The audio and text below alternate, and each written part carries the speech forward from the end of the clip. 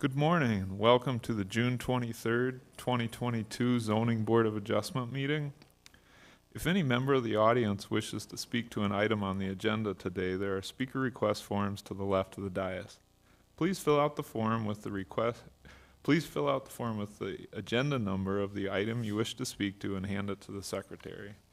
At this time, we would also like to ask that if any member of the audience has a cell phone or other electronic device, that you either turn it off or turn the ringer to silent. If you need to take a call, please step out to the hallway so the meeting is not disrupted. The public hearing on item number 1, the approval of the June 9th, 2022 Zoning Board of Adjustment minutes, is hereby opened.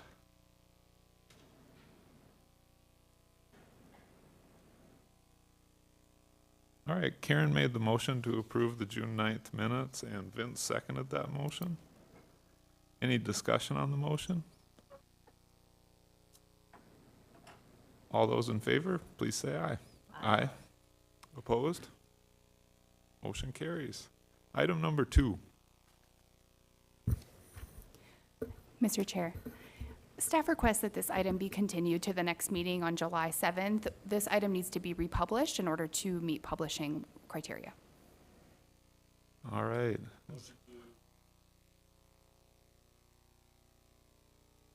All right, Vince made the motion to continue to July 7th.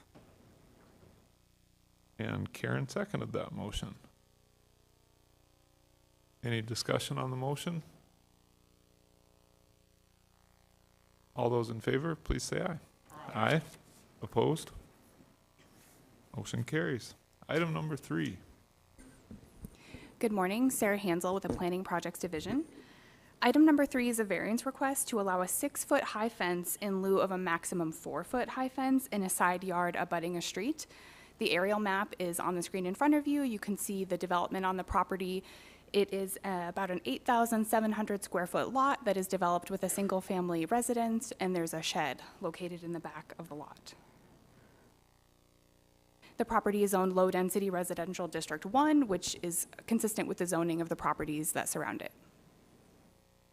The future land use for this property is low density neighborhood. And here's the major street plan. You can see that the property's side yard is located on a principal arterial street, Jackson Boulevard, which is also a state highway, and TP Street is a local street, which forms the front yard. Here's the site plan that the applicant submitted showing the existing development on the property. You can see the location and the position of the house on the lot. You can see the shed located at the rear of the lot and the location of their proposed fence. The proposed fence is a 6-foot high cedar fence to be located generally in this area right here. The Rapid City Municipal Code does allow for 6-foot high fences in side yards abutting streets. However, the code requires that they be set back a minimum of 10 feet. So in this instance, that would require this fence to be located approximately right here. And looking at this, the applicant would like to maximize the usable space of their front yard, which is cut off based on the orientation of the house right here. So that's the reasoning for them wanting to put this fence here. Obviously, with it being located along Jackson Boulevard, they're hoping to reduce the impacts of noise and traffic coming from the traffic along Jackson Boulevard. Here's a photo that they submitted identifying the aesthetic of what the fence will look like once constructed. And here's some site photos. So this is standing on TP Street looking west at the front yard of the property. This is looking back to the south. You can see the residential character of the neighborhood. This would be looking north across Jackson Boulevard to the residential development on the other side. One thing that you know about this corridor is that it's characterized by a mix of commercial uses as well as residential uses. Some of these residential lots have backyards which abut Jackson Boulevard, and if your rear yard is abutting a principal arterial, a 6-foot high fence is allowed inherently by the code. If you have a side yard abutting the street, it should be set back 10 feet based on the code. Here we are looking to the west, and you can see the location of the fence here. And here's where it's meant to be. And you can see the intersection here with Sheridan Lake Drive.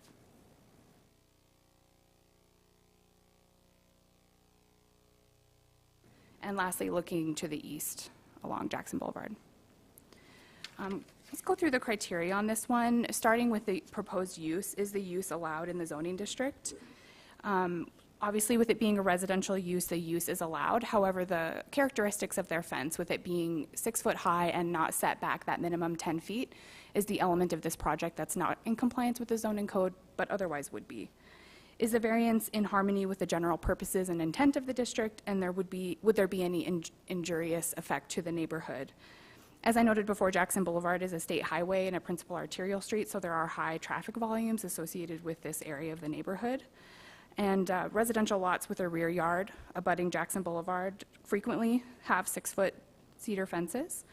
I also want to point out that from a safety standpoint, there are no concerns about site triangles or visibility obstructions based on the location of where they're wanting to put this fence.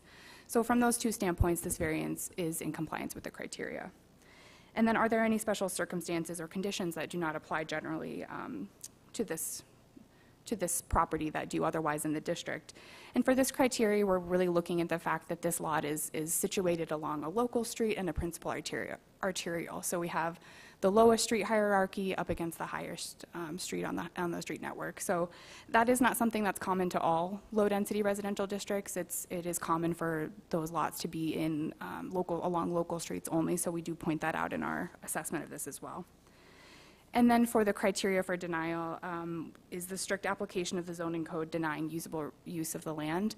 Well, certainly not. The property can continue to be used as a residential structure, so we did not find that reasonable use is denied. And is the variance the minimum adjustment? In this case, minimum adjustment could mean moving the fence back a few feet or introducing plantings or other landscaping to help soften the effect of the traffic on Jackson Boulevard. So there's certainly a lot of criteria to look at for this project and all projects. Staff did note a recommendation to deny based on the two criteria for reasonable use and minimum adjustment, but we've submitted for your review a kind of a full comprehensive view of all of the factors involved. I will stand for any questions if you have them, and the applicants are in the audience as well. Thanks, Sarah. I do have a speaker request form from one of the applicants. Are there any questions for Sarah at this point? Then I'll call Jory Beck to the, once you're up at the microphone, just identify yourself for our purposes, please. Hi, my name is Jory Beck, and I'm the homeowner at 1701 Teepee Street. I guess I just wanted to state that I do believe that I meet the conditions for the variance regarding the privacy fence. I don't think my fence will be contrary to public interest. My special conditions would be the lot orientation, the existing shed that would be on the 10-foot setback line. At the bottom of my lot there, it's only 39 feet wide from edge to edge. And then also just the heavy traffic at the intersection, both vehicular and pedestrian.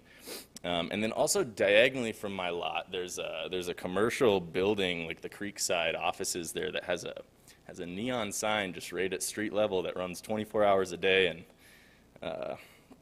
just kind of lights my bedroom window right up there. And a 6-foot fence would block that line of sight for the light too. Yeah, I guess that's all I have for my statement, but I have answers to any questions if you guys have any. Okay, maybe stay close and we'll see if any of the commissioners have questions. Thank you. Mike Kwasny?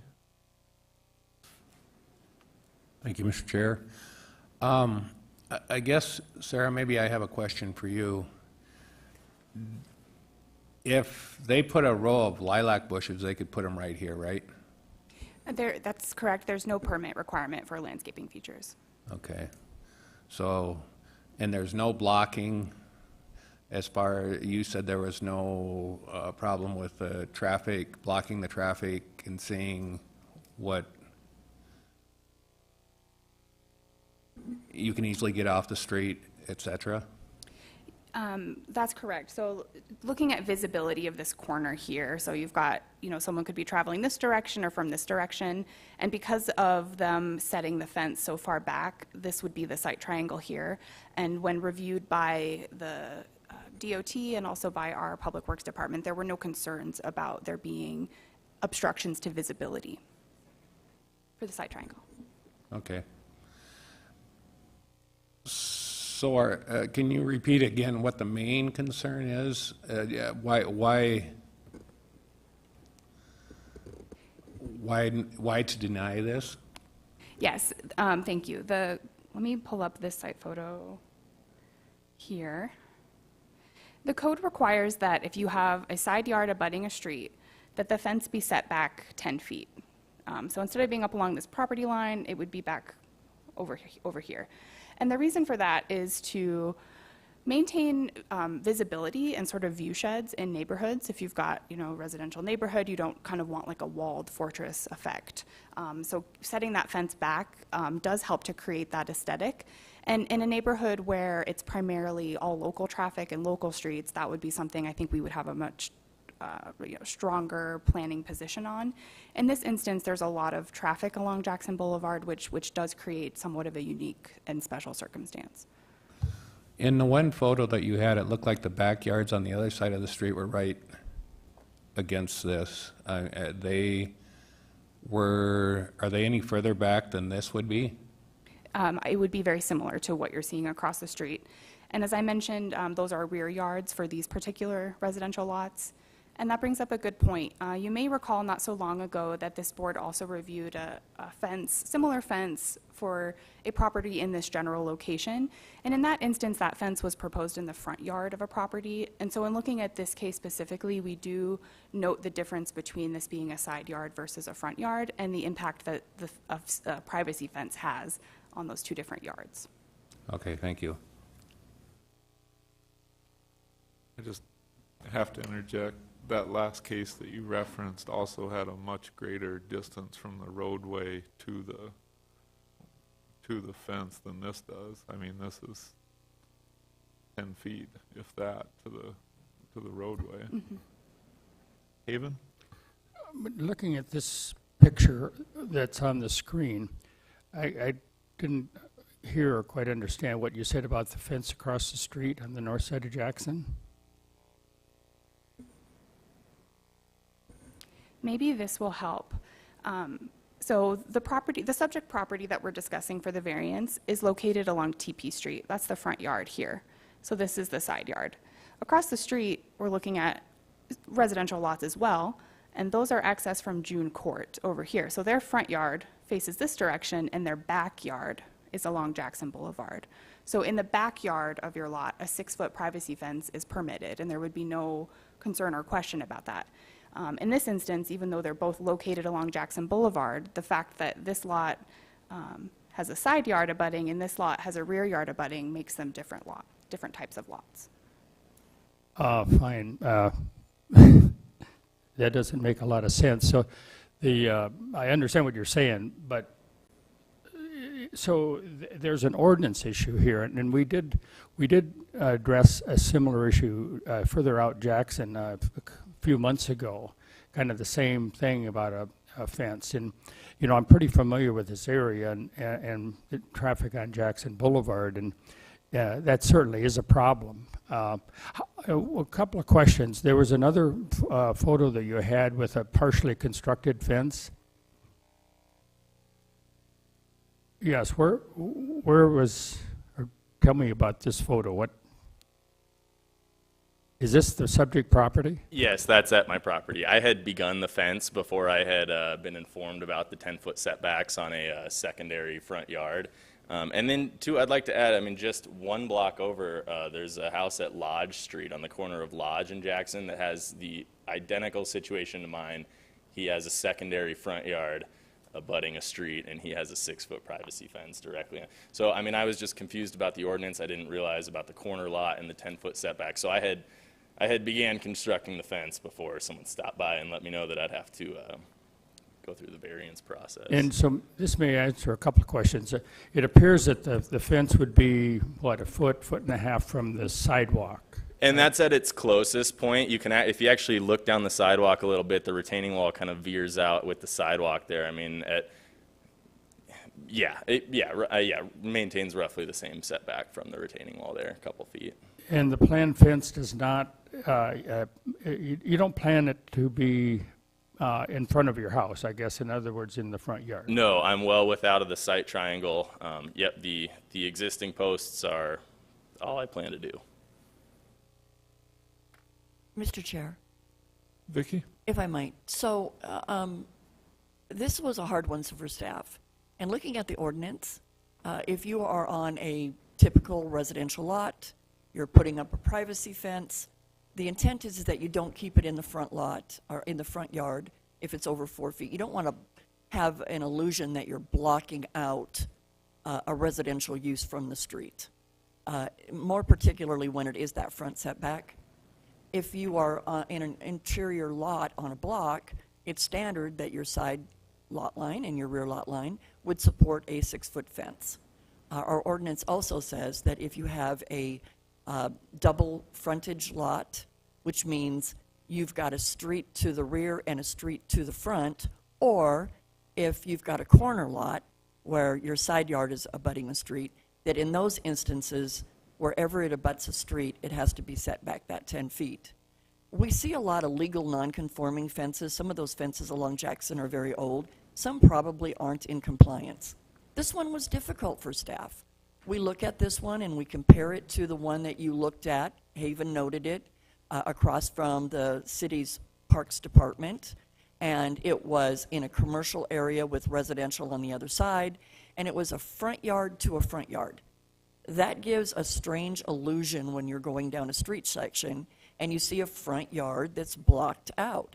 It's not that welcoming, this is the character of the residential neighborhood that we want. In this case, because the applicant could move the fence 10 foot back and put trees along the street for visual and sound buffering, and because the residents did set back enough and didn't become a structural issue for that fence, it didn't meet the criteria for us to be able to support it. But Sarah, I think, has tried to do a diligent job in doing a soft recommendation here so that you can consider the specifics of this property owner, and she has cited the criteria that you could use if it is your intent to support this variance. I just wanted to defend that the ordinance as it stands does address the issue for double frontage and corner lots. All right, Eric Heikus.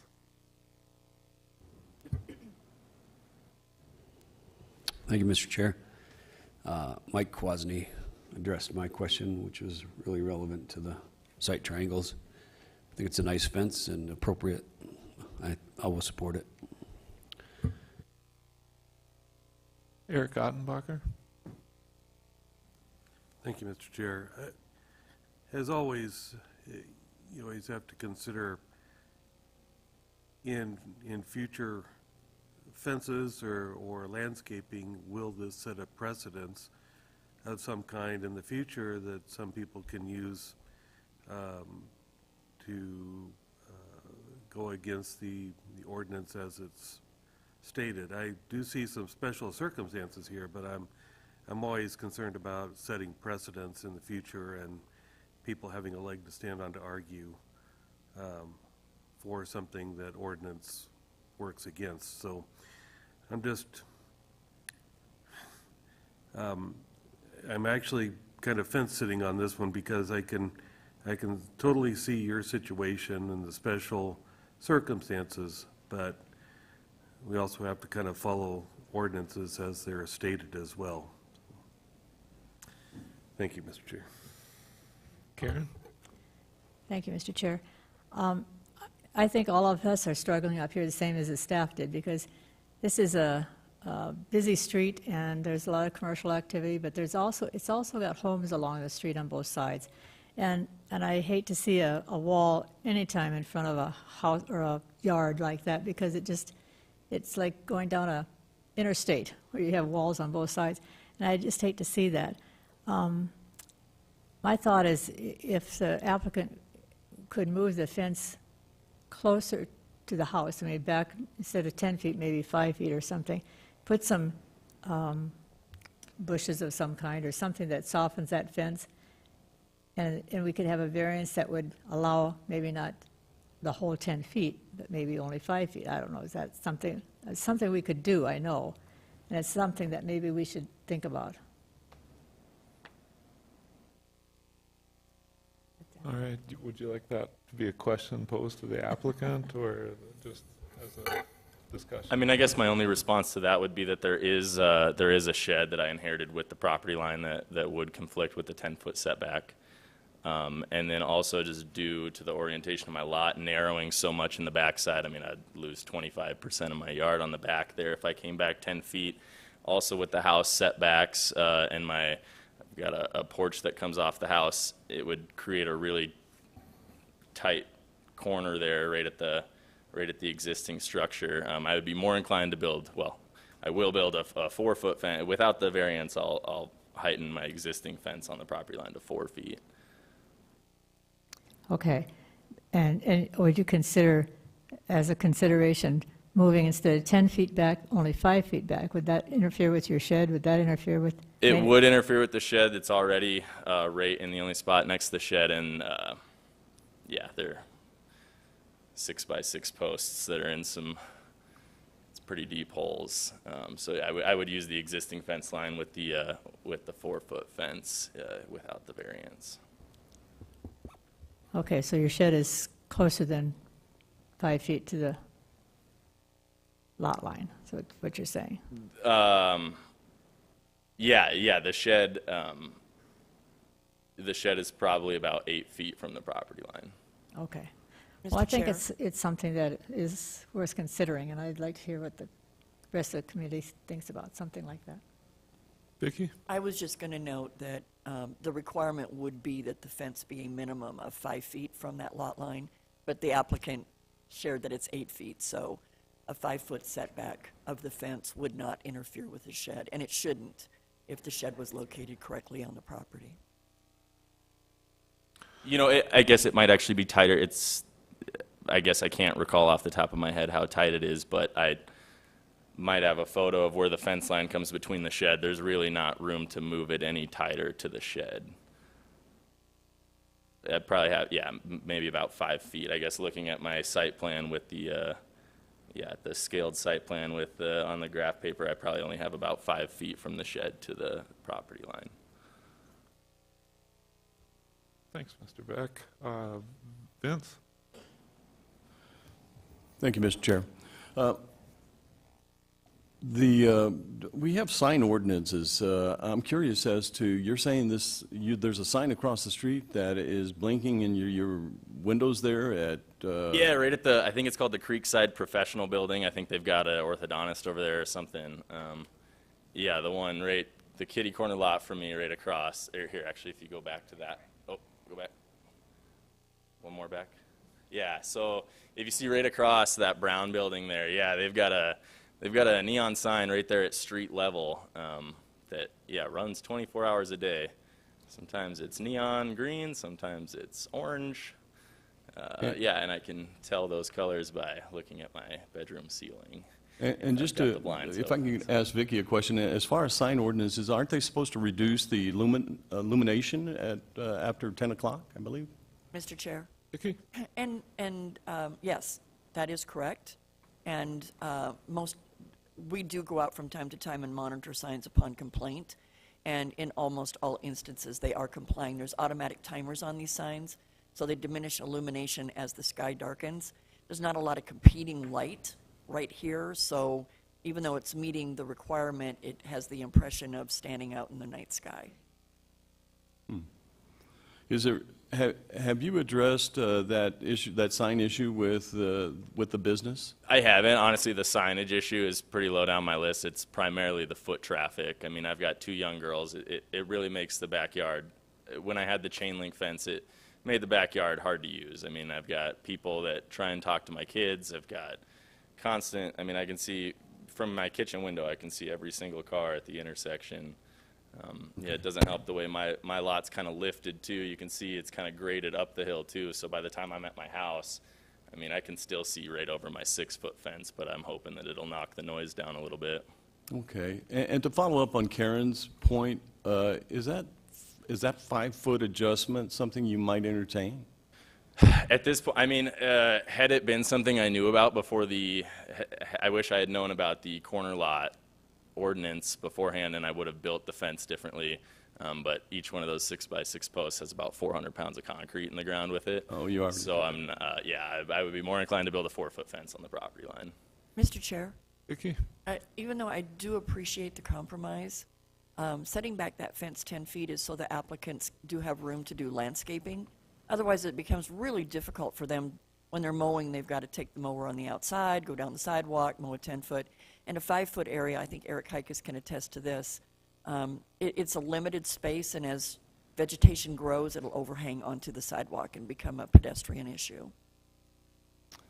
Okay, thank you.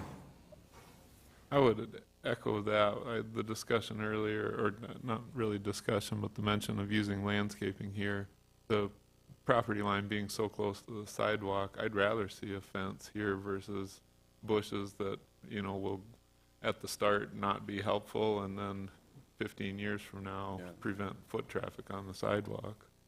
Vicki? Mr. Chair, if it is the desire of the Zoning Board of Adjustment to grant this variance, Sarah has in the report given you the criteria that can be used. I think it's important that if the majority of you do lean in that direction, that you make it very clear that in consideration of not setting a precedent that would apply to all side yards, that the difference is that this is along an arterial street, that there is a blend of residential and commercial within this area, that if this were in a front yard or in a completely residential area, that this variance would not be supported. I would echo that as well. I think in general, we might need to look at how we treat properties along this high order of a street. I mean, this is a state highway, isn't it? It's not going to get less traffic. It's only going to get more traffic. Eric Hikas? Vicky's right. Thank you, Mr. Chair.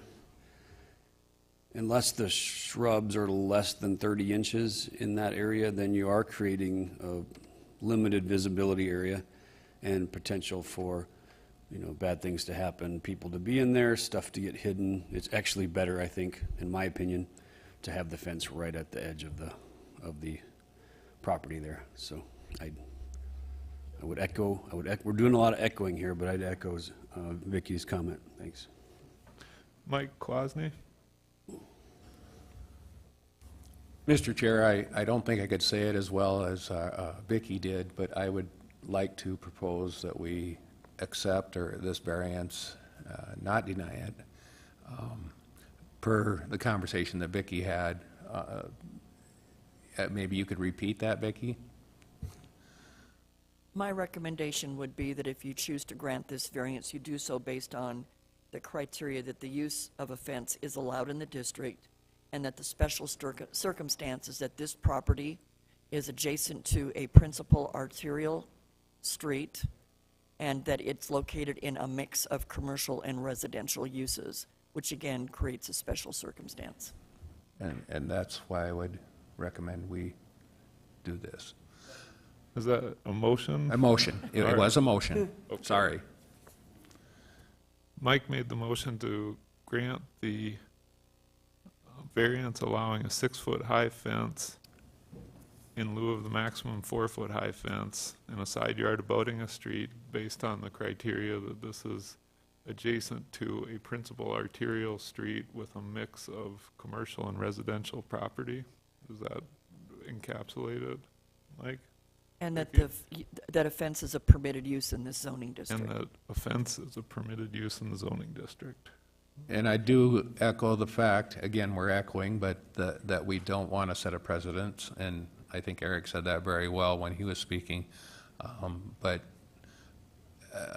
I see a need, or the want is very strong here, and I could understand why you would want it, so thank you. So Mike Kwasny made that motion. Eric Hikas seconded the motion. Eric Ottenbacher. Yeah, actually, I just wanted to make sure that, as Mike stated, that we indicate something that this is a very special circumstance, and that this would not set a precedent in the future for arguing similar cases. So I would support this, as Mike stated. Thank you. Vince? Can I look at that overall map again of the street layout? And, I'm sorry, it's the one, that one. So across the street there on June Court, there is a 6-foot fence on the other side of the street there? And that's because it's their backyard? Yeah, they're not a corner lot, so they don't have a secondary front yard. Their backyard's considered a backyard. But I would like to note that at the corner of Lodge Street and Jackson, that property has an identical situation to mine with a 6-foot tall privacy fence built on the property line on top of the new retaining wall since the Jackson construction. And if I'm looking at this correctly, then the house that's directly behind you has the same side yard issue as well as the one on the other side of TP Street in front of you, and the one behind that on Lodge Street. Those are all side yards that That's face correct. Jackson Street. So if we do this, then all of those homes will now be able to do a 6-foot fence. Well, I would make a strong case for the guy behind me needing a privacy fence. I think he has a similar situation to mine. He lives right on the corner as well. Yeah, I mean, I think the further you get from the intersection, I think the road noise diminishes significantly. You know, I have a lot of like motorcycles that are starting from, you know, a stop right there, and you get a lot of noise. A lot of people coming down Catron Boulevard and taking that right turn. A lot of people get pulled over at the bottom of Catron and end up, you know, parked right alongside my backyard there while they're getting their car towed and whatever else. Well, go ahead. No, well, across the street, though, then, one of the things that we were concerned about, and I would echo what Karen was pointing out, is the wall, creating the wall on Jackson that if these houses across the street want to put up 6-foot fences as well without a 10-foot setback, then we start to create this wall effect. And that's one of the concerns that we have, and I'm wondering if that's what we're doing here, so that we're clear that, yeah, we knew we were doing that when we did it. Mr. Chair, Vicki? and that's why it's so important, and I like what the motion maker echoed, is that this is unique in that if you go farther to the east on that diagram, you see residential across from residential. My understanding is that the Zoning Board of Adjustment has a motion on the floor to approve this because in this intersection, there is a mix of commercial and residential uses. So even though we may see similar variance applications in this proximity, you've set the parameter that you are supporting it because it's adjacent to a principal arterial street, and in this particular location, there's a mix of commercial and residential. And I do appreciate that because, Vince, your comments are correct. We would not want to see every lot on Jackson Boulevard, residential to residential, have a 6-foot fence. Okay, thank you. I would also just interject that I would say a majority of the residential in this area are either backyards or front yards adjacent to Jackson, not side yards. So it is a unique situation in that sense. Haven, I'll get up. I was also concerned with the wall effect. However, as you're driving by here, you're not going to recognize that the fence across the street is allowed because it's a backyard. And then on this side, 1701 Teepee, it's a side yard. So from an aesthetic standpoint, you've got a 6-foot fence on the property line directly across the street. I guess I just wanted to note that because I think I'm in support of the motion. All right, so the motion on the floor is to grant the variance for the 6-foot high fence, as previously discussed. Is there any more discussion on the motion? Comments?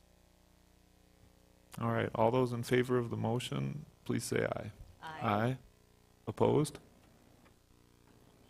Motion carries. Item number 4.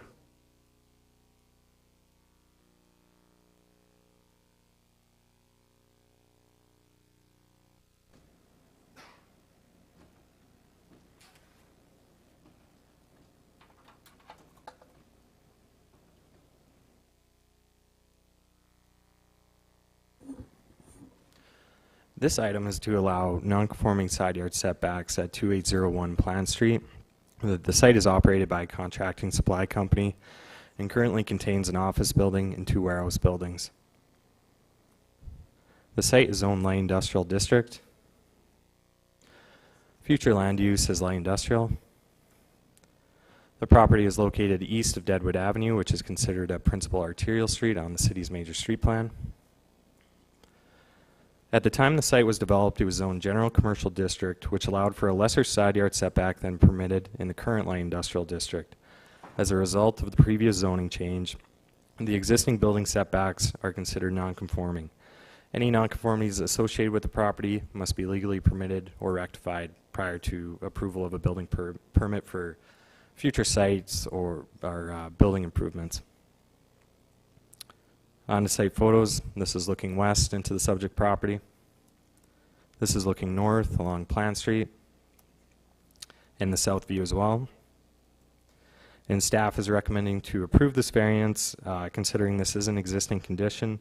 Approval ensures that reasonable use of the property can continue. And I'd be happy to take any questions the commission may have.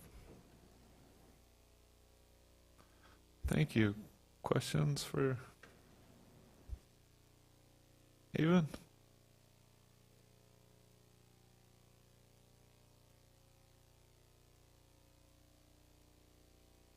My mic on.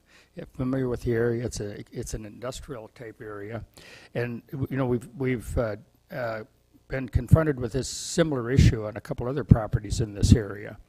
So you know, I guess my question is it kind of goes back to the last item that we just acted on. Is, you know, there's some ordinance issues here, city ordinance issues that, you know, may need to be looked at so they don't have to come before us for a variance. You know, I guess generally, you know, this particular area, I suppose the question is why do we have the setback requirements in this particular area? Yeah, maybe that's really the question. I guess it's an ordinance, and maybe that's all the staff can say also. Mr. Chair. Vicki? So setbacks are required within every zoning designation, and they're different in each one for the most part based on what is the land use of an area. As an example, a side yard setback in general commercial is 0. We like to see contiguous buildings. Some of them look like strip malls, but they're actually, each suite is sitting on an individual lot. In an industrial area, you do need room to maneuver on those industrial sites, do maintenance of those buildings, and those setbacks are there to provide for that type of use. It also provides utility and drainage corridors. In this instance, because these buildings are existing, they are not creating any issues. They're not creating a drainage issue or a utility conflict. We are in support of the variance. By denying it, they would then have to remove a part of these buildings. But you'll note that Tanner's bringing this recommendation forward with a hard stipulation that it be for these structures only. If they were ever to burn down, or if they ever wanted to expand on these, any expansion or new construction would require that the setback requirements be met. So just a follow up then, I guess. Obviously, not obviously, there are utility easements on a lot of plats on the side and rear lot lines, and apparently, well, obviously, that's something that the staff had considered when they looked at this application. Mr. Chair, many of our older plats did not have that standard easement. Some had a 5-foot easement, and so there is no utility easement conflict with this property. Any new plat in the last probably 30 years has had an 8-foot wide minor drainage and utility easement along interior lot lines. This was platted far in addition to that date. It's an excellent comment, and I'm glad that Haven brought it up. Something that Tanner and I talked about at length too. We wanted to make it clear to you and to the applicant that this is only for the existing structures. They're in place, they're performing a use on the property. The neighbors were noticed. They have not indicated any issue with the variance at hand. But if the site were to ever redevelop or expand, we would want to see those setbacks met. Eric Hikas. Thank you, Mr. Chair. Tanner, would you show us some of the photos of the kind of fabric and context of the lot and the lot next to it? Yeah, probably the Like best. there's a lot of stuff in there, a lot of storage and vehicles Yeah, and and this, and keep in mind too, this is an older photo, I believe, but yeah, you got warehouses to the north and south, and then this is a contracting supply company, so warehouses and storage. I know I'm asking for a little speculation, but is that the general context of the area as well? I mean, Yeah, okay, it's generally, pretty yeah, typical. light industrial uses. Thank you. Karen? Thank you. This is the property that we looked at previously and approved some other things. And to me, this is to clean up the existing structures that are there. And it's sort of like you're going back and saying, it's there, you don't want to cut the building in half, that kind of thing to make it meet the requirements. So I'm going to make a motion that says, we approve this item with the recommendation that or the stipulation that this also means that if they are going to expand or something comes down, what does it say? Expansion of existing structures or new development shall meet all required setbacks. Vicki? If the motion maker would just add the criteria that the existing structures do not appear to be injurious to the neighborhood, the fact that they are existing creates a special circumstance. Good point. Thank you. I'll add that to my motion, special circumstances. All right, Karen made the motion to allow an 8-foot 4-inch and 11-foot setback in lieu of a 22-foot south side yard setback in lieu of the required 25-foot side yard setbacks. With her stipulation that any expansion on the property will, I shouldn't restate. She stated it very well. I believe we all heard it, so I won't attempt to restate it. Mike seconded the motion as Karen stated it. Is there any discussion on that motion? Any questions, comments? All those in favor, please say aye. Aye. Opposed? Motion carries. Item number 5. So this item is a variance application to waive a portion of the paving requirement and to allow non-conforming rear yard setback at 704 Industrial Ave. The property is zoned light industrial district. Future land use is light industrial.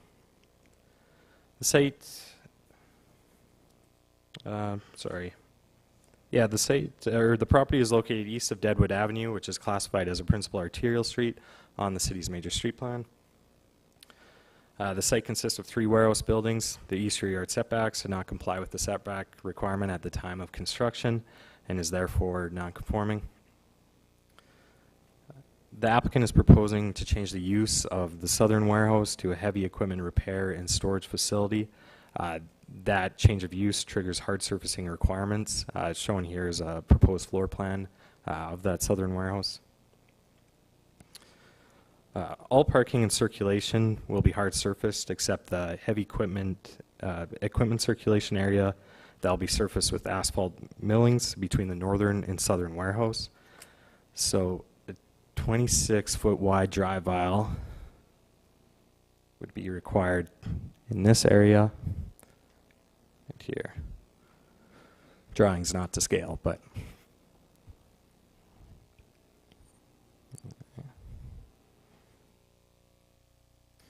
on to site photos. This is looking east along the subject property. Or that was looking north along Industrial Ave and south as well. This is east along the subject property and west as well. Staff is recommending that this variance be approved, considering that hard surfacing the subject area will lead to damage and deterioration, and the setback is an existing condition, and approval ensures that reasonable use can continue. And I'll stand by for any questions. Thank you. Mike Kwasny? Thank you, Mr. Chair. You stated that there would be asphalt millings instead of gravel, correct? Yeah, between that northern and southern warehouses, and that's for heavy equipment circulation.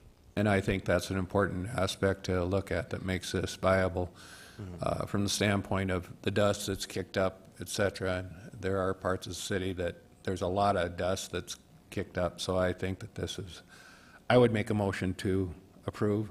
Mike, I have a speaker request, but go ahead with your motion, please. I'm just Okay. pointing it out.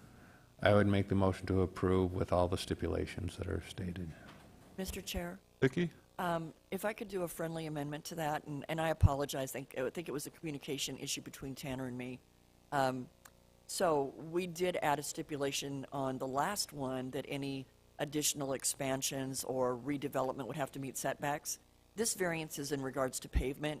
We shouldn't be addressing setback issues. That's given if someone were to come in for a building permit.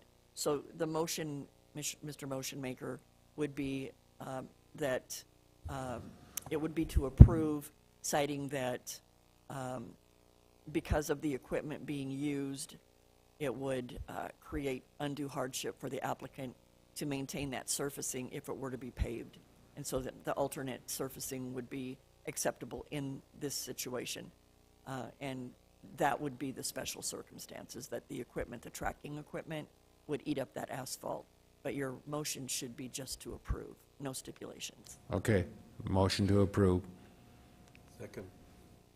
All right, Eric Ottenbacher seconded the motion. Mr. Skull, would you like to speak to it? Okay. Any other discussion, comments? Karen? We're just discussing the dust issue, right? Today, we're not talking about the setbacks at all? Is that correct? That is correct. Okay. Thank you.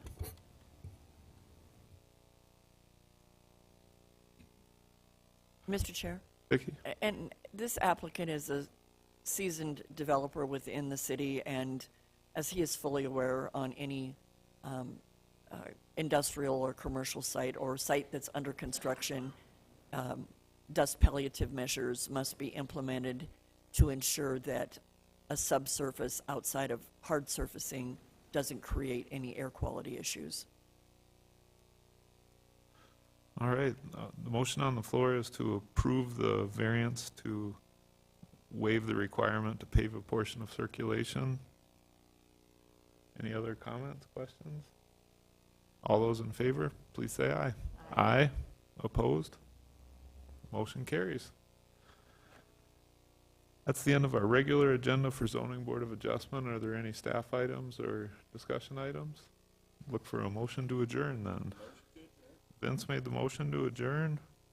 Mike Gallagher seconded that motion. All those in favor, please say aye. Aye. All right, we will now commence the Rapid City Planning Commission meeting for June 23rd, 2022. Again, if any member of the audience wishes to speak to an item on the Planning Commission agenda, there are speaker request forms located along the left wall. Please fill out the request with the agenda number of the item you wish to speak to and hand it to the staff seated on the left there. And if you still have not turned your cell phone to silent, please do so. And if you need to take a call, please step out to the hallway. Items 1 through 4 have been placed on the consent calendar today and may be approved as a group. Action will be taken on all consent items in accordance with staff's recommendation by a single vote. Any item may be removed from the consent calendar by any planning commissioner, staff member, or audience member for separate consideration at this time. The findings of this planning commission are recommendations to the city council. The city council will make the final decision with the exception of the following items. Item 4, 22 UR 014. The Rapid City Planning Commission action on this item is final unless any party appeals that decision to the Rapid City Council. All appeals must be submitted in writing to the Department of Community Development by close of business on the 7th full calendar day following action by the Planning Commission. Are there any items 1 through 4 that staff would like removed? Are there any items 1 through 4 that any planning commissioner would like removed? Number 4. And are there any items 1 through 4 that any audience member would like removed for separate consideration? The chair would then entertain a motion to approve consent calendar items 1 through 3 in accordance with staff's recommendation. All right. Vince made the motion to approve those. Mike Goller seconded that motion. Any discussion on the motion? All those in favor, please say aye. Aye. Opposed? Motion carries. Item number 4. Good morning, Kip Harrington, Long Range Planning Manager. Item number 4 is 22 UR 014, which is a conditional use permit to allow medical cannabis dispensary located at 1002 Jackson Boulevard. As you can see on the aerial photograph, this is located at the intersection of Jackson Boulevard and West Fulton Street, which is a signalized intersection, also on a state highway.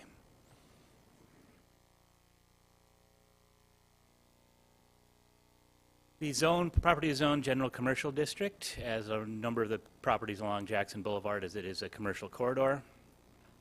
Future land use of the property is mixed-use commercial. And like I mentioned, Jackson Boulevard is a state highway. Sorry, it's not a state highway at that location. It is a principal arterial street on the city's major street plan. As you can see here, this is the site plan. This will take the northernmost suite of an existing building. It's about 1,375 square feet, I believe, and convert this into a medical cannabis dispensary. Here's a graphic showing the proposed signage, removing the existing sign and then replacing it with a sign for the proposed dispensary. Some site photos shows the conditional use permit sign has been posted. The property is currently used as a CBD and other sort of supplement type establishment called Elemental Rapid City. This is looking across the street on Jackson Boulevard towards the Wells Fargo Bank and looking a little bit to the west. Sorry about my finger in the picture there, but that's genetic. It comes from my grandmother. This is looking south along Jackson Boulevard.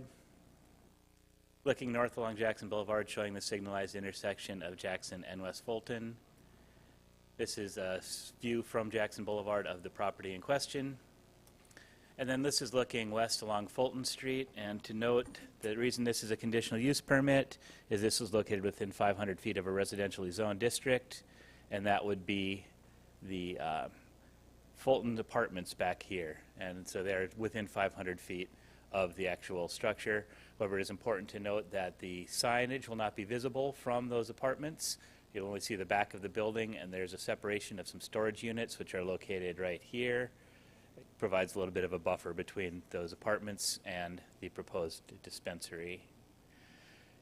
You may recall that you saw this application back in November. This was approved by Planning Commission in November of 2021. It was subsequently appealed to City Council. City Council upheld the appeal, thereby overturning the decision of the Planning Commission, and their criteria for for upholding the appeal and overturning the Planning Commission's decision was the proximity to the residentially zoned district, and specifically the Fulton Street apartments.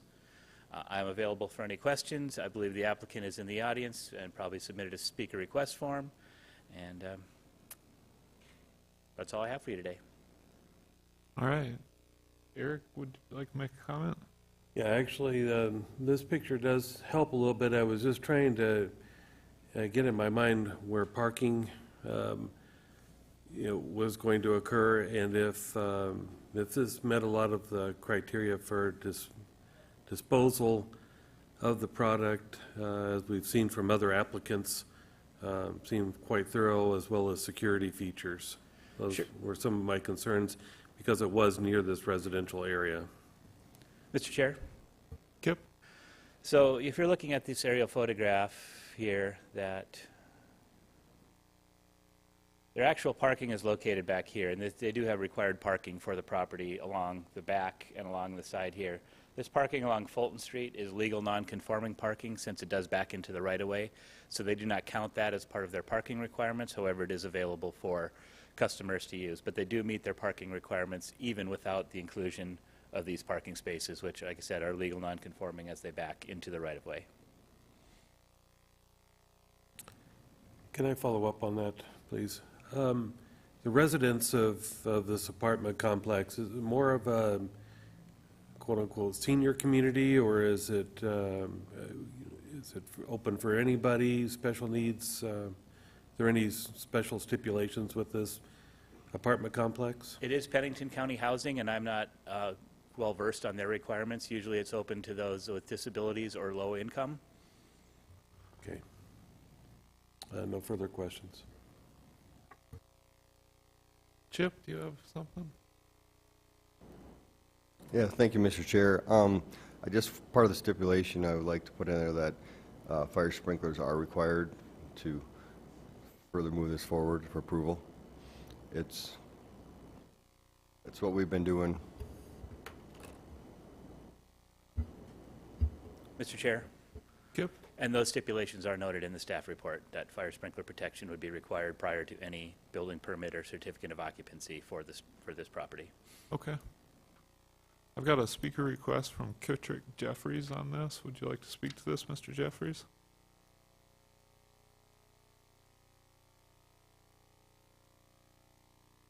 Thank you, Mr. Chair. My name is Kittrick Jeffries. I represent Puffy's Dispensary. As previously stated, we had been in front of the Planning Commission a few months back after we had been approved by the Planning Commission on this facility. We're here to stand by and answer any questions that you guys may have, and we'll just ask for your favorable consideration. So thank you so much. Thank you. I do have one question. The comments, it's more for staff. You can comment. I'm sure you were at the meeting too. After our review of the dispensaries in November and December, the council, if I'm not mistaken, basically denied all conditional use permits at that time, or pretty close to all of them, with the comment of, why would we entertain conditional use permits? Then we had, maybe last meeting or the meeting before, a couple come back. Have they acted on those first ones that came back that would be conditional use permits again? So the previous ones that you acted on recently for a second time, and you thankfully were consistent in your actions, they did not get appealed to council. And that was the difference. We had a couple different individuals in the community that appealed everything to city council. So they didn't get an opportunity to review your action the second time. Just curious. Any other? Also to note, before we go further, Haven is abstaining from this item. Item number 4, he is abstaining from. Eric Heikus? Thank you, Mr. Chair. Two things. One, I've never been crazy about the parking arrangement as you pull off of Fulton there, but that's not what's on the table here. This is a conditional use permit, so I'm also not super excited about the council overturning the recommendations of the Planning Commission, as long as I'm going to talk about my feelings. But I think this is the right location, and I think it's a thorough application. So I'm supporting it. Vince? Thank you, Mr. Chair, and thank you, Eric. I couldn't agree with you more. And I would send a message to the council right now and make them understand that we've reviewed this. We looked at the staff's recommendations. This isn't something that somebody just thought of and said, hey, this would be a nice location because there's already a CBD oil location there. And by the way, there is already a CBD oil location there. So it has been used for commercial purposes. The applicant took our process and diligently worked it. So I would ask the council to seriously consider what the applicant has given us today, and I'm in favor of it as well. All right. I'm making a motion. Okay. Karen? I'll make a motion to approve this item with the stipulations as outlined in the project plan. All right, Karen made the motion to approve item number 4 with the staff stipulations as noted, and Vince seconded that motion. Any discussion on the motion? All those in favor, please say aye. Aye. Opposed? The motion carries with Haven abstaining. Item number 5.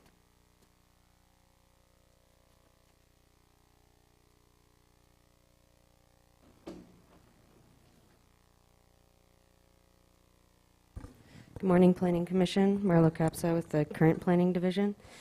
Item number 5 is a major amendment to a plan development to allow on-sale liquor in conjunction with an existing nail salon located, the nail salon is called Mylash Nails and Lounge, located at 951 Egland Street in Rushmore Crossing. The nail salon is located in an existing 3-unit commercial building, which is also occupied by Great Clips and Jimmy John's. The property is zoned general commercial with a planned development overlay.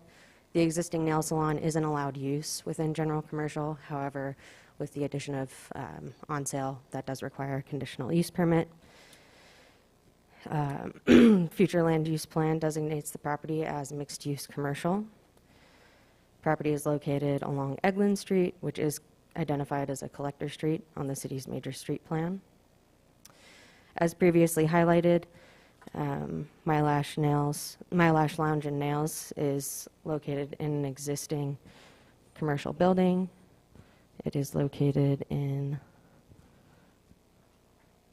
unit number 101 in the center, surrounded by Great Clips and Jimmy John's to the east. The submitted landscape and parking plan does satisfy the requirements of the Rapid City Municipal Code. The area where the drinks would be served is in the pedicure and manicure area, highlighted in yellow on the left. The applicant would like to serve complimentary beer and wine to customers during their pedicure and manicure appointments within this 1,100 square foot space. Drinks would only be served in the spa area, highlighted in yellow, during the regularly scheduled business hours. This is an example of what the space looks inside. By allowing this use of on-sale liquor, this does allow the applicant to remain competitive in conjunction with other businesses throughout the city, which are also uptaking the on-sale in conjunction with salon use. This is a view of the property from the front facing west, view of the property facing east, view of the property facing north. This is a view facing along Egland Street, and then a view facing south along Egland Street. Staff has reviewed the proposed major amendment to allow on-sale in conjunction with an existing nail salon pursuant to Rapid City Municipal Code and the comprehensive plan, and find that it meets all requirements. And as such, we would recommend approval of the proposed major amendment to the plan development with all noted stipulations. The applicant is present in the audience, and I'm here to answer any questions that you may have. Thanks, Manolo. Eric Ottenbacher. Thank you, Mr. Chair. We've had this discussion in the past about oversaturation and liquor licenses that have come before us on numerous occasions since I've been a part of this commission. And in this particular area, you've got 8 other businesses with on-site liquor licenses that we have approved. And it just seems, when is enough in this particular area? And I have another concern, with getting manicures, pedicures. There are going to be children in this particular area getting some of these treatments and going to be in the presence of alcohol at this particular establishment, and, quite frankly, other nail salons and other places. So that's a concern of mine as well. But the oversaturation, of on-site liquor establishments is becoming concerning to me. So I think that, I'm just double checking my note on the other. So it's 7 other businesses in this area, located throughout Rushmore Crossing. 8. I'm sorry to correct you, but you have listed 8. Okay. So there's 8 other businesses. There's no indication that the allowance of on sale in this establishment would be increasing the use of the space at all. It would be a complementary additional service amenity. And the surrounding, I guess one point is that if there's concerns about children being around, potentially, there is allowance of Mr. Chair. alcohol. If I could, please. Vicki? So, and thank you, Marlo. Yeah. This is tough, guys. You know, it seemed like time flies, so maybe my time clock is a little off here, but it seemed like about 7 years ago, all of a sudden, we started getting in applications, and they were presented to you for review, where we had people wanting to put on sale malt, beer and wine only. This is not hard liquor, but it's beer and wine. We have them in restaurants. We have them in beauty salons. We have them in furniture stores. More and more, we've got them at art studios. And it seems like retail and commercial in general is becoming more of an entertainment venue instead of just going to buy a product and go home. The applicant makes a fair statement. We have approved, or the Planning Commission has approved, and they've been upheld by council when appealed, that if you have a beauty salon, that beer and wine can be served, similar to if you go out to a restaurant with a family and you're there enjoying a meal, you're having a drink. It's not a bar. It's just secondary to the business. Same situation. People go to a beauty salon. They see this as entertainment. And whether they have children there or not, they've requested, and so far, Planning Commission and the council have granted the allowance of beer and wine only because it's secondary to the business. They control the number of drinks. They card people that are there. It's just to complement the service that's being provided. I love this conversation. We have had applicants come in looking at doing indoor play parks for children, wanting to do on-sale alcohol as a part of that. And staff discouraged it to the greatest degree possible, and thankfully you never saw that application. But where do we draw that line? Where do we get to the point where we say that's enough? For our purposes and for what we bring forward for you to review, saturation truly was brought into this discussion when we're looking at where we have bars, where we've got people are going into an establishment, that's the primary reason they're going in. And even though we do have some restaurants that do have bars within them, there's small components. I think Longhorn, as an example, is in Rushmore Crossing, and they do have a small bar area compared to the restaurant. But the balance of these uses throughout this area are the on sale of beer and wine is secondary to a primary use. The council are the ones that determine the number of licenses that are going to be issued, and that is somewhat regulated by state law. And if you have more questions about that, I'll kick it to Kinsley. But for our purposes in looking at, is it an appropriate secondary use, we've reviewed it similar to the actions that you've taken before, applied the criteria. It doesn't meet saturation for the purposes of saturation by ordinance. And because of the limited operation of beer and wine being offered to customers, we are bringing forward a recommendation to approve. If this were a predominantly recreational activity for children, we would not be bringing forward a recommendation to approve. And thankfully, we've not had to bring one of those forward yet. Can I tag on to that? Sure. When we talk about, secondary purpose, as part of the entertainment value versus something like Longhorn or even Fuji's has a small bar inside of it. Where is that line drawn? And maybe Kinsley needs to, address this with us, I don't know, but, where do you draw that line between true secondary intent and primary intent of people going in for alcohol? I mean, is the fact that Longhorn has a bar in it, can that make it a primary source of entertainment, if you will? Mr. Chair? Vicki?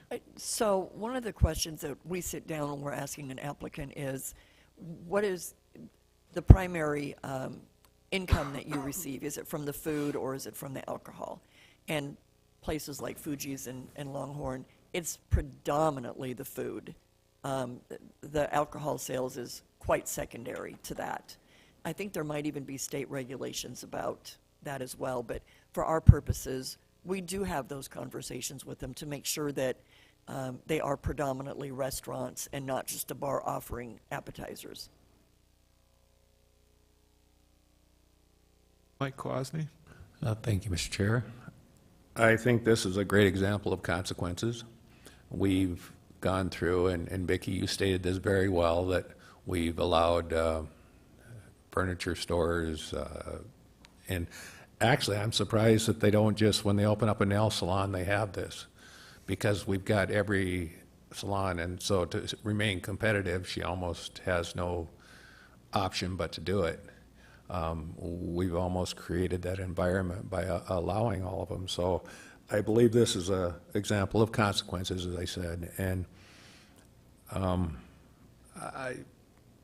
I don't think that we've allowed so many that I think this almost has to go through. So, Vince? Thank you. I know in addition to some of the criteria that we reviewed is that, we've asked the applicant, how are they going to handle the sales? And one of the things that each of these establishments that we have approved is based on the hours of operations, too. Those were considered. These weren't typical hours of what, let's say, a fully stocked bar would operate. And they always, and I'm assuming that some of the criteria that was reviewed for this applicant as well, because we do have that concern of saturation. But again, there are the state laws that we know that you're reviewing for us as to how many of these establishments that we do have and we will continue to have. In addition to that, I don't see any reason why we can't move forward because, again, it has become a competitive edge.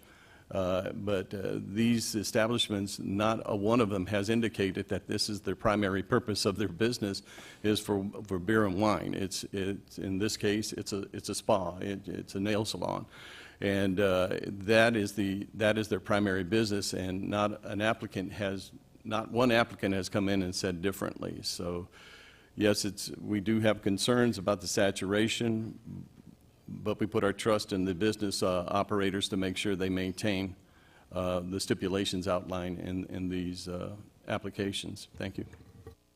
Eric Heikus? Thank you, Mr. Chair. So 10, 15 years ago, the lady that used to cut my hair was Yoji's over here across or next to Elks Theater. And she used to sing karaoke, and she'd pour a glass of wine, and then she'd cut my hair. That was the experience. And that was really great. I mean, it was a much more than just a haircut. It was entertainment and then the refreshment too. So makes me think a little bit about like New Amsterdam and Holland. Like there's a very low crime rate there. Why is that? Well, nothing's illegal, right? So at some point this saturation discussion becomes, it really comes back to law enforcement, and fire to say, are all these little, 1 or 2 glass of wine things contributing to tick and DUIs and troublemaking? Are these people you know, getting catalyzed by getting their nails done and having a drink and then going out and doing horrible things. I mean, is that the question here, right? You know, Chip Primus, are you seeing these small little events creating a very intoxicated driving arena and an uptick in crime, or, you know, what? No. Okay. So I think that the nail salon with the capacity to have a glass of wine is a good thing. I do recognize Eric Ottenbacher's comments about saturation, so. But let's put it in perspective maybe, huh? Mr. Chair, if I might, because you will continue to see applications for this. You've got 2 more on this agenda. Just to kind of bring it back to center, we do have criteria that you are charged with reviewing, and maybe the social element isn't a part of what we're asking you to determine for the community. But we're looking at, is this within 500 feet of a church, a school, a park, a residential area? Is it sufficiently buffered to a residential area? Is there an undue concentration of use that would substantially change the character of the neighborhood or impact property values? And so looking at that, I think that you guys are asking great questions, making great comments, and then again, the number of licenses that will be issued will always be a determination of the council. Thank you. Mike, do you mind if I butt in here? No, go ahead. Just 2 questions I always like to ask. Have there been any complaints noted at the city level, whether it's planning, police, that you're aware of from these, oddball's not the right word, but from these uses that aren't natural to alcohol? Not that I am aware of, not one complaint. And then with beer and wine licenses, my understanding, those are over-the-counter permits. Well, not over-the-counter, you can apply, anybody can apply. There's not a number for the city. Is that correct? Right. Full liquor, packaged liquor, those are limited based on state regulations. Kinsley, can you add to that? Kinsley?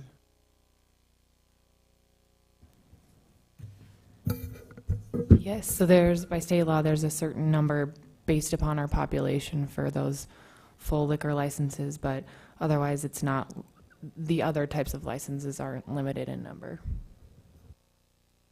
Mike Kwasny? Okay, I was going to make a motion to approve. I did want to talk on Eric and the wine. I hope you got your haircut early, because if she did that for everybody, by the end of the day, I don't know how the haircuts were. Mike, your motion is to approve item number 5 with the stipulations by staff as listed. Is there a second to that motion? Vince seconded the motion. And Eric Ottenbacher? Just one final question. Is there a limit on the alcohol content that is allowed in these establishments? Could you, I'm not sure I understand the question. Like an alcohol content, like 2%, 12% alcohol by content on these drinks. Is there a limit, or is there a defined how much alcohol content is allowed per drink that is given out? Yeah, so in the provision of hard liquor versus beer and wine, to qualify as those, there's a maximum alcohol content that's permitted, but that's not regulated by the city at all. Okay. But that's an excellent point. Some countries you go to, you get a beer and it's like 100% proof beer, but not in the United States. Yet. All right, so the motion on the floor is to approve item number 5. Are there any other questions or comments on the motion? All those in favor, please say aye. Aye. Opposed? Okay, the motion carries with Eric Ottenbacher voting no. Item number 6. I appreciate the discussion on that item.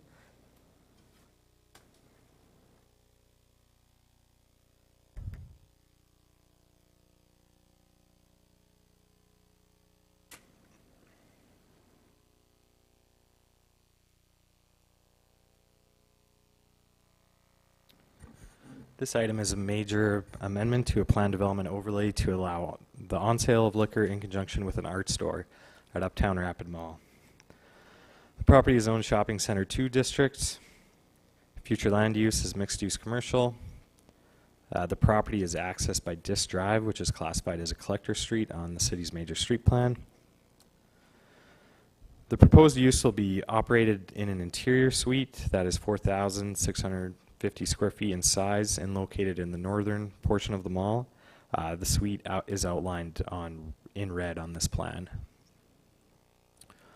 The unit will include art instruction classroom, so it's that big area that you see there. Right to the right is the extended art instruction classroom. It'll include a lounge area, a customer service counter, and it'll include the retail of art-orientated supplies. On to site photo, public notice was posted at the property. This is looking east along Disk Drive, looking west along Disk Drive, and south along Maple Ave. And staff is recommending that this amendment be approved, subject to the stipulations outlined in the report, and I'll stand by for any questions. Thank you. Any questions for staff? I'm going to jump in here because I had just thought of a follow-on question. When we talk about beer and wine licenses, does the city have the ability to limit the number, or is it just on the on the considerations you listed as far as undue concentration and other things? So you're really looking at the location and is it appropriate and is the operation appropriate? When they get their license, they're really running a background check. They will deny a license if it's deemed that the applicant doesn't warrant having control of a license to that degree. But other than that, I'm not aware of an instance where they have or would deny something that isn't otherwise regulated by the state. I'm more just a general question. Does the state allow a municipality to limit the number of beer and wine licenses? I'll defer to Kinsley. I know we don't, but I don't know if they allow us to. Mr. Chair, that's a research product. Okay. Unfortunately, I'd Right. have to look at the state laws to see if it allows. No worries. I don't think it's germane to the discussion of this particular property, but Mike Kwasny. Thank you, Mr. Chair. And mine goes right along with yours there a little bit. Is it seems like every time we turn around, there's another one that's wanting this in their establishment. And I guess it seems like as a community, we're developing that, and I don't know where we turn it off. I don't know where we, and I guess, can we be the conscience of our community to not have everything have alcohol served? And it just feels like that's the road we're going on, and so that would be my concern as we go forward is, how do we stop it? If we've created this animal, how do we turn it around a little bit so that everybody isn't having alcohol served? Mr. Chair, I'll that's do- probably going to have to take some discussion at City Council where they take a position where they're going to start limiting the licensing. We'd be challenged at this, if we're looking at location, if it meets the criteria. If we denied these and we were sued and it went to court and it deemed that it met the criteria, those probably would not stand up in court. So if the council said we're going to put a maximum number that would be permitted within our community, or even delegate that different so many per ward or whatever, so that it's not just all in one area, then they would not issue those licenses. And I think that's where the teeth is in this, not necessarily reviewing whether or not it meets the criteria of the zoning ordinance. Mr. Chair, can I follow up a little bit with that? I understand that. I just want to bring that out, that it's something that it feels like it's becoming a concern because we're seeing more and more different types that are wanting this. And again, have we created that by allowing so much, and pretty soon we don't have any control, the faucet's wide open. Well, I started this, I'm going to take responsibility for it, but can I propose that we discuss these in our discussion items, the bigger picture questions? I think that that would be a great spot to do it, and let's take item number 6 as this property, this application, and I apologize for the general questions. Well, Karen has a... You can, no, go ahead. That's all I was going to do, so. Okay. Mike? Mike made the motion to approve item number 6 with the stipulations as listed, and Karen seconded that motion. Eric Heikus? Thank you, Mr. Chair. Thank you, Vicki, for your constant. You are the constant of logic and pragmatism. That perspective is always helpful, I think. Thank you. Vince? Ditto.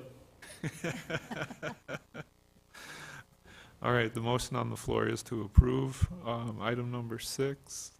Any other comments, questions on the motion? All those in favor, please say aye. Aye. Opposed?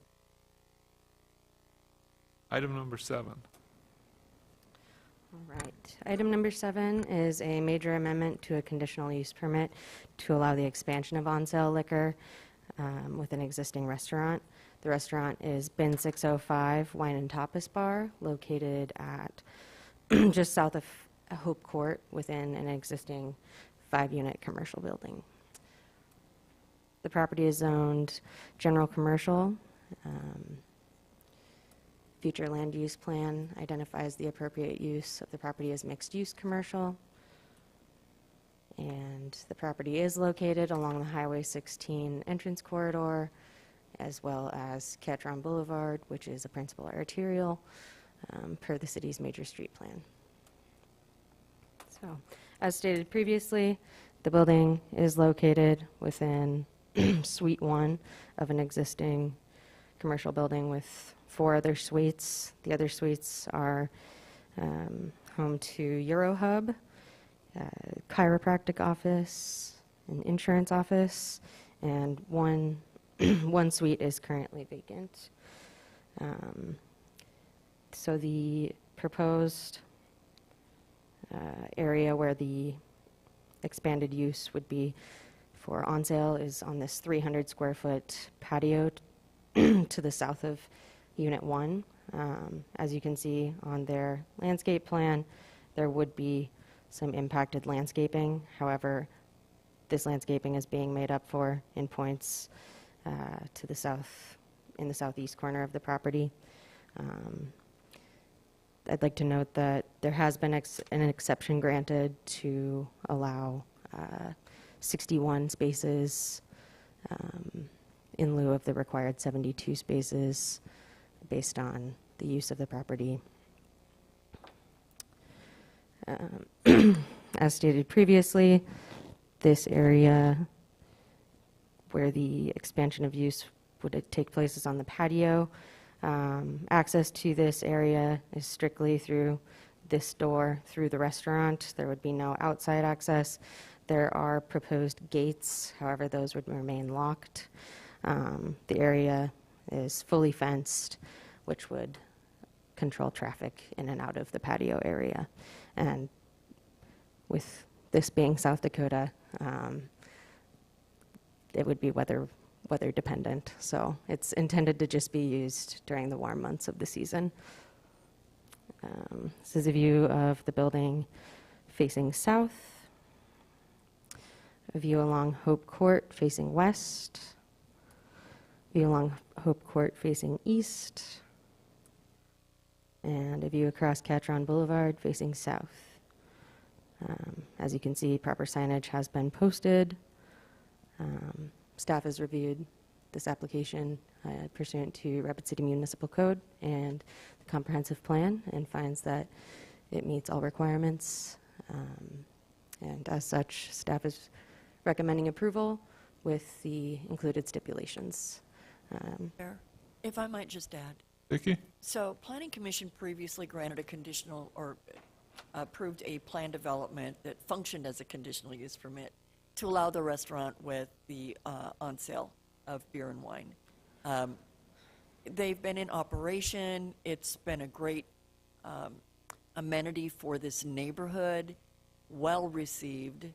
It's been operated in good fashion. We don't have any complaints or issues with the operation of the restaurant, with the on sale that's there. This major amendment is because they now want to expand the footprint, and in doing so, we had a previous stipulation that said any expansion to the area where the alcohol will be served needs to come back to you folks for review. And so that's the reason why this one's before you today. All right, thank you. Eric Ottenbacher? Thank you, Mr. Chair. I have no problems with this proposal, but I had a question concerning the fencing. You said that there would be gates, but they would be locked. Would that not be considered a fire hazard, or would they need to be unlocked during business hours? Mr. Chair? Yeah. The egress is based on occupant load for the building, and we can review that. If it's required to have two exits, then we would require a panic bar from the push bar from the inside for the gate. So locked so they can't come in that way, but in case of emergency, they can come out, so. Very good, thank you. Mr. Chair? Vicki? So the patio's small. The occupancy load of the patio should not trigger that those doors be open, even though they're there so that in case of an emergency, if they needed to get out. The reason why the Planning Commission as a whole has always required that fencing be around any outdoor patio area and that the only access to it be from internally from the building is so that you can govern those that have that drink in hand not getting up, leaving, and walking 10 feet and getting in their vehicle and driving off. And so we've been very consistent in making sure that any outdoor patio area is locked down tight to control who has the alcohol and that it's not leaving the patio. Eric Heikus? Thank you, Mr. Chair. So my question is about parking. You said previously that there was already an exception to limit the amount of parking on the site previously, correct, from 81 to 72? From 61 to 72. 72 to 61. 61, okay. Yep. And that was before this addition? That's with this addition. This addition, okay. So all this parking addition. was recalculated with this application. Okay. There that had makes been a sense. previously approved parking exception to allow from 68 spaces to 61. Now that new uses have gone into vacant suites that were previously vacant, that parking rate has changed slightly, but it's still within that 20% allowance. I'm going to speculate a little bit here. What are the hours of operation typical for this patio?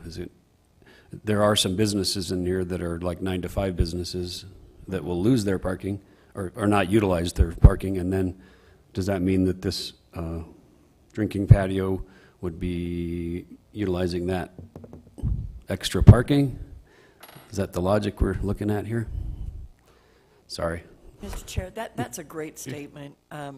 So because this is existing, we get to look at what's going on right now. That's the advantage of them doing this addition later and have that knowledge that there is additional parking on site right now, that if they do expand the footprint of the patio, even though it is assumed that one of the big commercial buildings just south of this may have some patrons that walk to this facility and not drive, at the end of the day, it did appear that they've got sufficient parking for the expansion, which may result in more people driving to the facility. So it didn't appear that there would be a parking issue, because there is no other place to park. If they don't park it on the property, they'll lose customers. And those that are self-regulated, we don't see the loss to the community, so that there isn't any street parking or an empty parking lot next door and they're sneaking over from the adjacent property. That's not available at this location. That answers my question. Thank you. All right, other comments or questions on item number 7? All right, Vince made the motion to approve item number 7 with the 2 stipulations. Yes. And Eric Hottenbacher seconded that motion. Any discussion on the motion? All those in favor, please say aye. Aye. Any opposed? Motion carries. That takes us to the end of our regular agenda.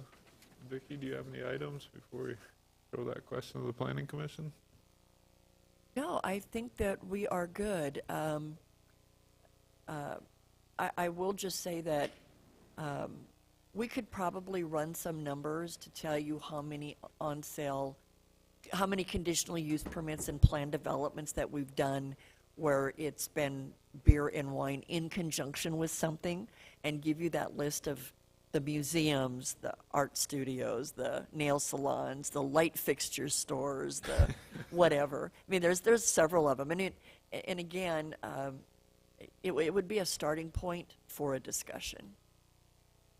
I would just throw in, early on in my time on the Planning Commission, there were a couple video lottery places that came up, and I remember voting against them with the concentration idea. I felt there was an undue concentration, and those, if I'm, again, this has been a while, if I'm remembering correctly, they were litigated, and immediately our decision was overturned. The court did not agree at all with our definition of undue concentration.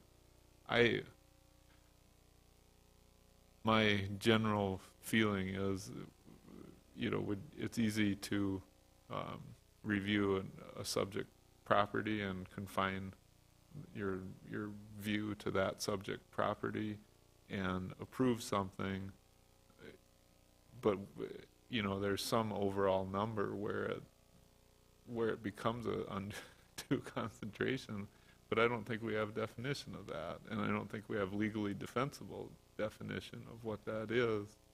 So I want to keep the city out of court. My general feeling is I'm going to veer towards approving things versus declaring an undue concentration, but I don't know that that's the right call, and I don't know if the city could provide us some guidance on what a legally defensible position on undue concentration is. I don't know if that exists. Mr. Chair, so when we're looking at these, we set forth all kinds of criteria in those staff reports. And most applicants that don't meet that criteria, when we're meeting with them before they even make an application, they don't make those applications, so you don't even see those, or we'd have more of them in this room. The ones that you do see are the ones that they do meet separation to all of the conflicting land uses. They do have sufficient parking. They are buffered to residential. They look to see how many other restaurants and bars, and all of those are in the area. We have become a society, not just in the state of South Dakota, maybe not even in the United States of America. That seems to be this is more of a worldwide acceptance that if you are out doing something, you're not having fun unless you have the opportunity to have an alcoholic drink in your hand. And there are those that believe that since the government, whether it be state or federal, has created the provision that you can have beer and wine as a part of a commercial endeavor, that's their right. They have a right to that. And when we come in and we're regulating out, well, you can and you can't, those always get us into trouble. We have to clearly state why that's going to be injurious to our community when we say no to one of these. So I think it's a bigger issue than what we're going to resolve with Planning Commission and staff, but it is certainly a discussion that should pique the interest of our community and our state as a whole. And again, when we look at the unique uses that feel it's necessary to have beer and wine in order to be competitive, That's a statement about our community and our society, and it's only growing. It's only growing. I remember when you used to go to a high school baseball game and there was no beer being sold. There is now. What statement is that to the children? But it's something that you see in every state. So it's beyond just Rapid City and beyond just South Dakota. Mike Kwasny. Thank you, Mr. Chair. And as we discussed before, it just feels like if you're going to open up a business, you might want to consider having this as an option, because we've created it feels like it keeps coming up more and more, whether it's a furniture store or I don't know, it just keeps coming up in different spots, and we get to the point where we're no longer able to control. And I don't know if we have the ability to control. To your point, I don't think we do, but it just feels, I think it was well stated that we just need to have some guidance on whether we even consider not taking these on, because it feels like you might as well bring them up and we just have to accept them. I mean, that's the way it feels, I guess, from this standpoint. And you're right. I mean, it could be that these become conditional if they meet the separation, parking, and then they're conditional if they don't. And we do other uses that way already by regulation. I mean, staff has joked that it should be mandatory that every commercial use have an on-sale beer and wine license unless they ask for an exemption not to. And obviously, we don't mean that. But, you know, axe throwing. We reviewed once a few years ago for axe throwing, and I personally really struggled with that. You're going to throw an axe with a drink in your hand. But it was approved, and it is a good point. You know, right now, we put them on non-consent because you guys want to closely look at them. You want to have a presentation. You want to see the details of how they're being operated. We've asked you if we could please put them on consent because we're not going to bring them to you if they don't meet criteria. Or we're going to bring them to you with a recommendation to deny, and then they're going to be on non-consent. So maybe we could start there, is if you let us move them to consent if they meet all of the criteria, and then if you're reading the reports and you don't like the operational plan, then you could pull them and we could make a presentation on them. And maybe that's the way it feels like it should be, because you almost feel like you don't have an option to not accept it. That's what it feels from this side, or that's what I'm feeling, so. Eric Ottenbacher. Yeah, actually, Mike just basically stated everything that I wanted to state. It's just kind of a circular argument in the fact that we have no recourse but to accept it at this point in time. But you would think, as a board being brought before us, if we chose to deny something, that would be legal enough, you know, for us not to be sued because we made an informed, intelligent decision to deny with obvious, you know,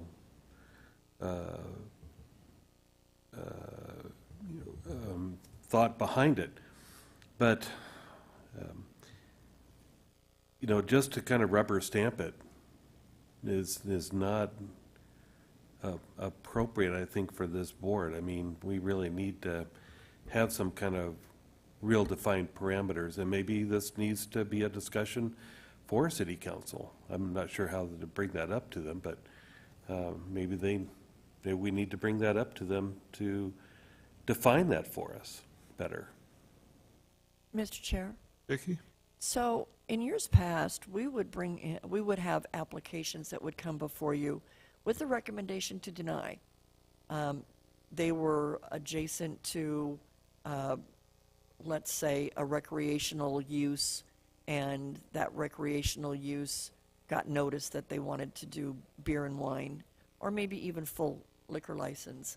And then they say, whoa, no, we're not just recreation, we're also a daycare, or we're a school. And based on the zoning, if they were a school, they wouldn't be allowed. So are they really recreation or are they a school? But if parking was severely, if it were lacking parking and it was going to create an impact on the neighborhood, I mean, there's many reasons why you could deny it.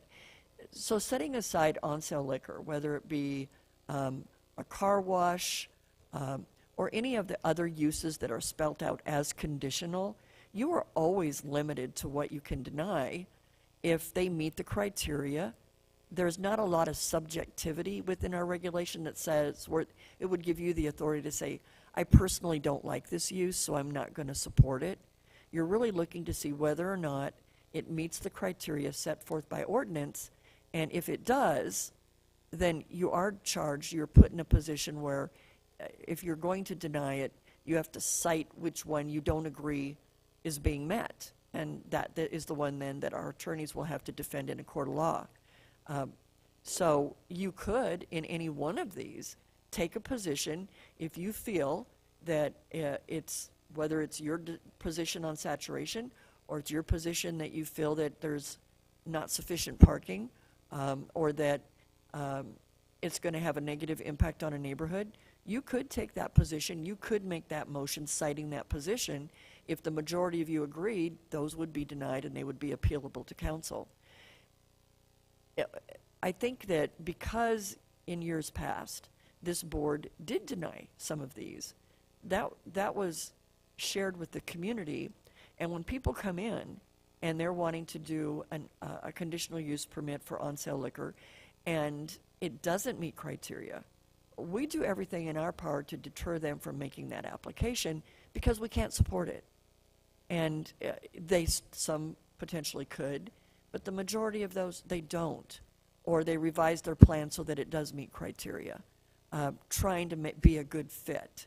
So if you did see some of those applications, you may feel like you did have more authority in it because you could clearly recommend to deny. I do think we're doing a better job at the front end screening those out for you. Eric Heikes. Thank you, Mr. Chair. So you guys can judge me if you want, but I do regularly visit Lost Cabin after work. My wife and I have a beer or two. It's pretty fun. There's kind of a new normal I've been noticing there, which is people are playing cribbage, they're drinking, they got the kids there, they got their dogs, you know, it's just kind of how we just learn to accept it, right? My wife is not always super excited about people having little kids there, and I'm not always super excited about the way some people take care of their dogs either, but, you know, that's their business, and as long as they're not disruptive to others, and, you know, it kind of is what it is. We've just learned to accept those things, and that's okay, so. It's a changing world we're in, I think.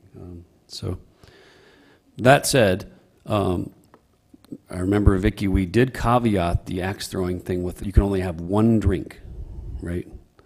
Axe throwing, maximum one drink during the axe throwing, correct? I think you put a time limit, like one drink per hour or something like that.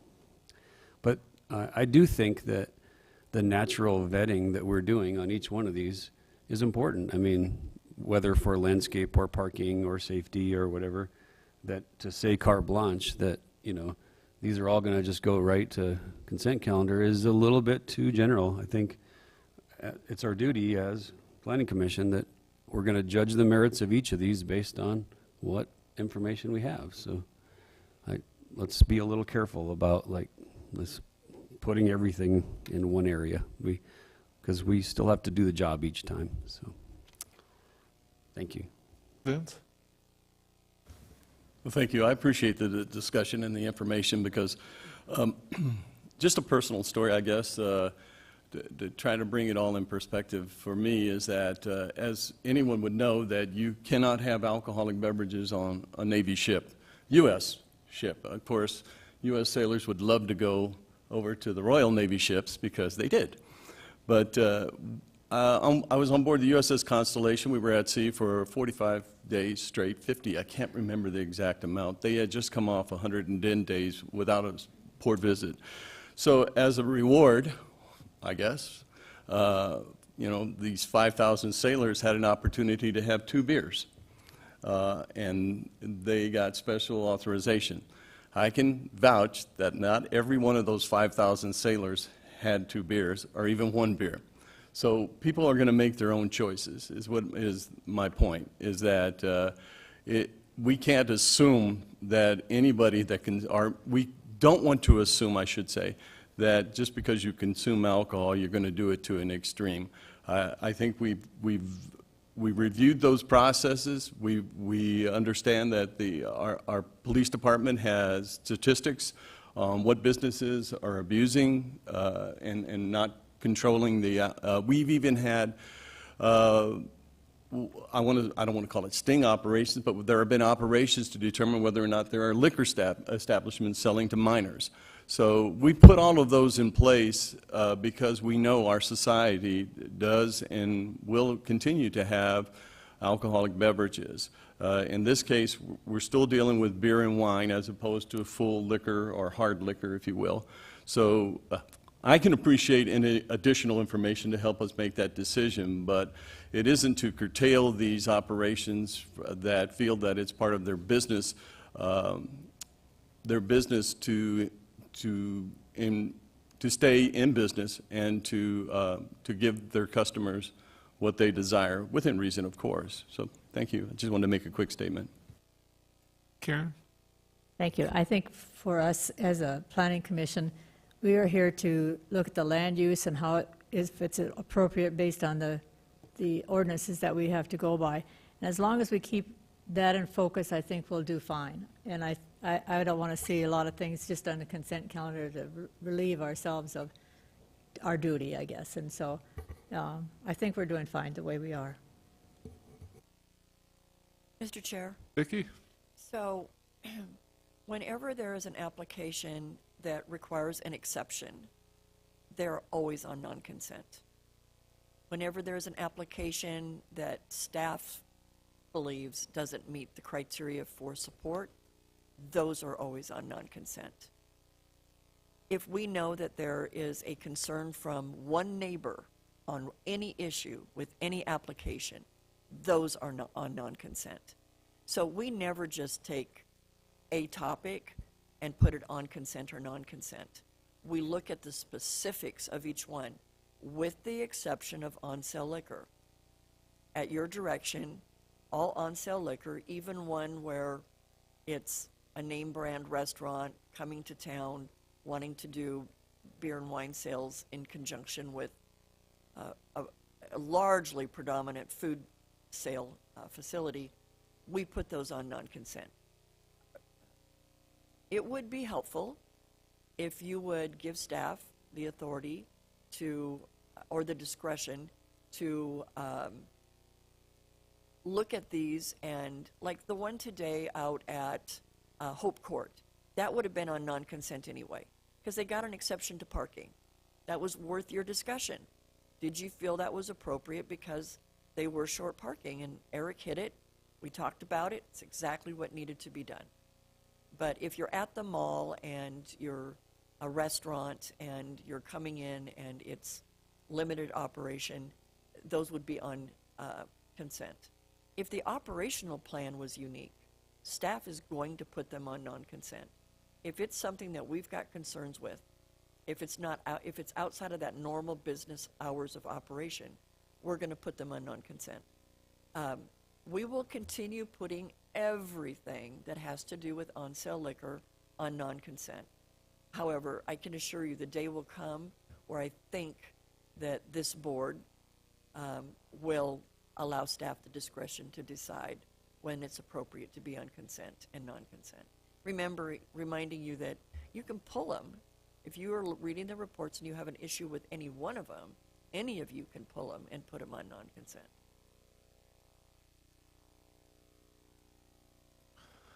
All right, we're almost at 9 o'clock. Does anybody else want to continue the meeting or have anything else to say? All right, motion to adjourn from Mike Quasney. Karen seconded that motion. All those in favor, please say aye. Aye. Aye.